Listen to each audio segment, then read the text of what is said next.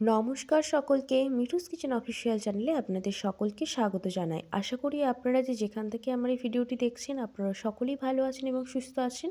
আজকে আপনাদের সাথে শেয়ার করে নেব মুসুর ডালের বাটা দিয়ে পেঁয়াজ কলির পাকোড়ার রেসিপি, যা কিন্তু খেতে ভীষণ ভালো হয়। তার জন্য প্রথমে একটি পাত্রের মধ্যে আমি 1 বাটি মুসুর ডাল জলের মধ্যে ভালো করে ধুয়ে কিন্তু আমি ভেজোতে দিয়ে দিয়েছিলাম। এইটা আমি 2 ঘন্টা মতো ভিজিয়ে রেখেছি। আপনাদের হাতে যদি সময় কম থাকে তাহলে আপনারা কিন্তু 1 ঘন্টা মতো ভিজিয়ে রাখতে পারেন। মুসুর ডাল ভিজতে কিন্তু খুব একটা বেশি সময় লাগে না, সেজন্য কিন্তু আপনারা 1 ঘন্টাও ভিজিয়ে রাখতে পারেন। এরপরে কিন্তু জলটা আমি ঝরিয়ে নিয়ে মিক্সিং জারের মধ্যে এখানে দিয়ে দিয়েছি। এরপর আমরা কোনো প্রকার জল ব্যবহার না করেই মুসুর ডালটা ভালো করে একটা পেস্ট করে নেব। আমাদের কিন্তু এখানে জলের ব্যবহার করতে হবে না। এরপরে পেঁয়াজ কলিগুলো আমি আগে থাকতেই ধুয়ে কেটে নিয়েছিলাম, তাও আমি একবার এখানে কাটার পরে কিন্তু আমি এখানে আরেকবার ধুয়ে নিচ্ছি। পেঁয়াজগুলোও আমি ছোটো ছোটো করে টুকরো করে কেটে নিয়েছি এবং পেঁয়াজের যে পাতাগুলো থাকে সেটাও কিন্তু আমি ছোটো ছোটো করে টুকরো করে কেটে নিয়েছি। এরপরে কিন্তু আমি এর মধ্যে বেটে রাখা যে মুসুর ডালটা আমরা রেডি করে রেখেছিলাম, সেই বেটে রাখা মুসুর ডালটা কিন্তু এর মধ্যে আমি এখানে দিয়ে দিয়েছি। কোনো প্রকার বেসন চালের গুঁড়ো ব্যবহার না করেও এইভাবে ডাল বেটেও যে এত সুন্দর পাকোড়ার টেস্ট আনা যায়, তা যদি আপনারা বাড়িতে না বানিয়ে থাকেন তাহলে কিন্তু একেবারে বুঝতে পারবেন না। বাড়িতে একবার হলেও কিন্তু এইভাবে এই পদ্ধতিতে এই শীতের দিনে পেঁয়াজকলি দিয়ে একবার এই পাকোড়ার রেসিপিটা ট্রাই করার অনুরোধ রইল। আশা করব কিন্তু আপনারা নিরাশ হবেন না। এর মধ্যে আমি পরিমাণ মতো নুন দিয়েছি। পাকোড়াটা যাতে মুচমুচে হয় সেই জন্য আমি সামান্য পরিমাণ এখানে খাবার সোডা ব্যবহার করেছি। এটা অপশনাল, আপনারা নাও করতে পারেন। মুচমুচে করার জন্য এখানে অলরেডি কিন্তু আমি ডাল বাটা ব্যবহার করেছি।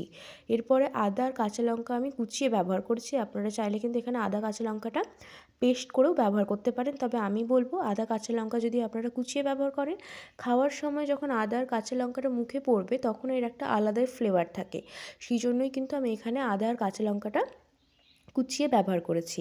এরপরে কিন্তু আমি কোনো প্রকার জলের ব্যবহার করব না, যেহেতু আমাদের ডাল বাটাটা রয়েছে সেই জন্য কিন্তু সমস্ত উপকরণগুলো ভালো করে মাখিয়ে নেব। জলের ব্যবহার কিন্তু এখানে একেবারেই করতে হবে না। কনসিস্টেন্সিটা আপনারা দেখলেই বুঝতে পারছেন কতটা সুন্দর মাখানো হয়েছে, পুরো পারফেক্ট।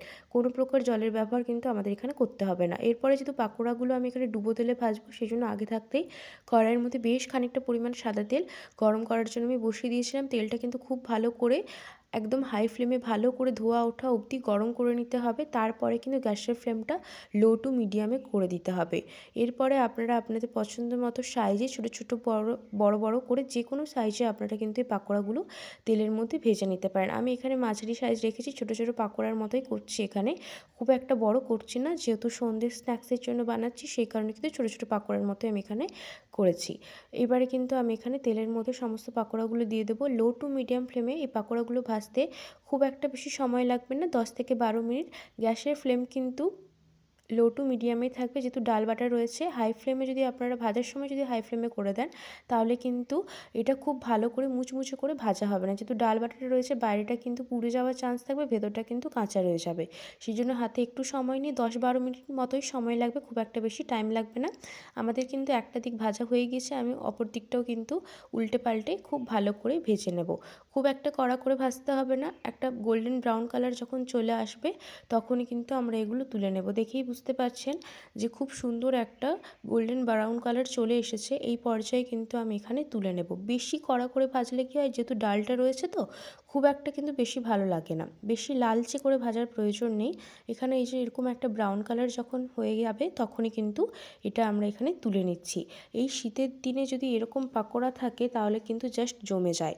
আর আমি এখানে পাকোড়াগুলো ধনেপাতার চাটনির সাথে সার্ভ করেছি। ধনেপাতার চাটনির রেসিপি আপনাদের সাথে অবশ্যই যে কোনো একটা ভিডিওতে আমি শেয়ার করে দেব। এত সুন্দর খেতে লাগে যে কী বলবো। কোনো প্রকার সসের সাথে সার্ভ করার থেকে আমি বলবো এই পাকোড়াগুলো ধনেপাতার চাটনির সাথে সার্ভ করুন, খেতে ভীষণ ভালো লাগে। আমি যে বাকি যে আমার মাখাটা রয়েছে ডাল বাটার সাথে পেঁয়াজ কলির, সেই মিশ্রণটা কিন্তু আমি আবারও ছোটো ছোটো আকারে কিন্তু এখানে বড়ার আকারে দিয়ে দিচ্ছি। সেম প্রসেসে লো টু মিডিয়াম ফ্লেমে 10 থেকে 12 মিনিট মতো সময় লাগবে, এর বেশি কিন্তু সময় লাগবে না। হাতে একটু সময় নিয়ে ভাজবেন, তাতে কি হয় পাকোড়াগুলো খেতে ভীষণ মুচমুচে হয়। এই শীতের দিনে তো পেঁয়াজকলি বাজারে প্রচণ্ড পরিমাণে অ্যাভেলেবেল, আর বাড়িতে থাকা উপকরণ দিয়ে কিন্তু আমি পাকোড়াগুলো বানিয়েছি। সমস্ত উপকরণ কিন্তু আমাদের বাড়িতে প্রায় সময় কিন্তু অ্যাভেলেবেল থাকে। একবার হলেও ওই শীতের শীতের দিনে কিন্তু এই পেঁয়াজকলির পাকোড়া বানিয়ে দেখার অনুরোধ রইল। আশা করব কিন্তু আপনারা একেবারে নিরাশ হবেন না, এতটাই সুন্দর খেতে হয়। এরপরে কিন্তু আমি এখানে পাকোড়াগুলো দিয়ে দিয়েছি। সেম প্রসেসে লো টু মিডিয়াম ফ্লেমে 10 থেকে 12 মিনিট হাতে সময় নিয়ে কিন্তু পাকোড়াগুলো ভেজে নেব। আমাদের কিন্তু একটা পিঠ খুব ভালো করে ভাজা হয়ে গিয়েছে, অপর পিঠটা আমি এখানে পাল্টে দিচ্ছি যাতে অপর পিঠটাও খুব সুন্দর করে ভাজা হয়ে যায়। একটা সুন্দর গোল্ডেন ব্রাউন কালার চলে আসা অবধি কিন্তু এটা ভেজে নেব। আমাদের কিন্তু পাকোড়াগুলো ভাজা হয়ে গিয়েছে। ঠিক এই পর্যায়ে কিন্তু আমি এখানে পাকোড়াগুলো তুলে নিচ্ছি। রেসিপিটি আপনাদের কেমন লাগলো অবশ্যই কমেন্ট করে জানাবেন। যদি রেসিপিটি ভালো লেগে থাকে অবশ্যই করে কিন্তু আমার চ্যানেলটিকে সাবস্ক্রাইব করবেন। আর এই রকম নিত্য নতুন রেসিপি পেতে আমার চ্যানেলের পাশে থাকবেন অবশ্যই। আর এই পাকোড়ার রেসিপিটা এই শীতের দিনে একবার হলেও বাড়িতে বানিয়ে দেখবেন। আশা করব কিন্তু আপনারা নিরাশ হবেন না। ধনেপাতা চাটনির রেসিপি আমি আপনাদের সাথে পরে একটা ভিডিওতে শেয়ার করে দেব। রেসিপিটি কেমন লাগলো অবশ্যই কিন্তু কমেন্ট করে জানাতে ভুলবেন না।